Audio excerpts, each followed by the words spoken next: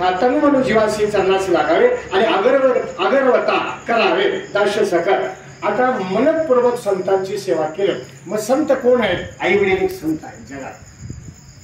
आई वडिलासारखं दैवत कुठेही नाही. माझी आई खडीकावरी आहे, माझी आई बावळट आहे, अडाणी आहे, अज्ञानी आहे, पण आईच. वडील ते वडील. माझे वडील पितात, माझे वडील अकरा लावतात, माझे वडील अंक करतात, पण वडील ते वडील लक्षात येतात. महिलांनी म्हणायचं लय पितात मालक, काय पंढरपूरला लावून दिलो, काशीला बी गेला, कधी तुम्ही पिऊनच आला. महिलांनी म्हणायचं जाऊ द्या आता इथं थांबू. आता पण येथे होतं कुठं माणूस या वाटेवरती. या वाटेवर इमन खाऊन थुकायचं नाही, पान खाऊन थुकायचं नाही. मग ही वाट काय आहे? ही मोक्षाला नेणारी वाट आहे. इथं जैन समाजाचं आहे का बघितलं जात नाही, इथं ब्राह्मण आहे का बघितलं जात नाही, इथं लिंगायत आहे का बघायला जात नाही, इथं बहुजन समाजातला व्यक्ती आहे का बघितलं जात नाही. जो येतो तो पावन होतो. फक्त नामस्मरण करायला पाहिजे. राम म्हणे वाट चाली यज्ञ पाऊला पाऊली. नामस्मरण करणार रामकृष्ण हे म्हटलं की नाही, पाऊल टाकल्याबरोबर हे बघा काशीला 1 महिना चालत गेल्याचं पुण्य. आता ऐका बरं का. काशी गया वाराणसी पाहिली, द्वारका परिणय तुका पंढरीच्या लोकांनाही अभिमान, पाया पडजन एकमेका.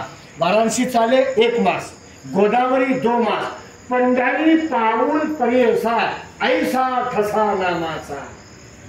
येते का लक्षात बघा का.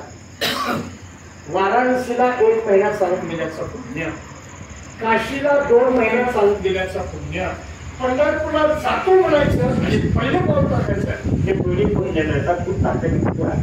पण काय घ्यायचं?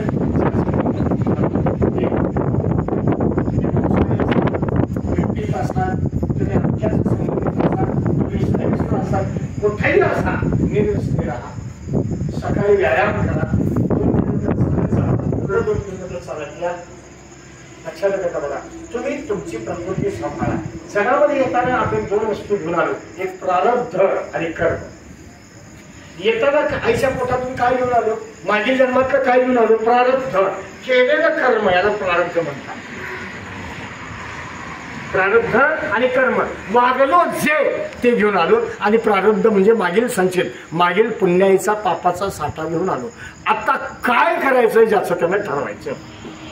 आता पाप जळत ही ताकद विठ्ठल नामामध्ये आहे. घेता नाम विठोबाचे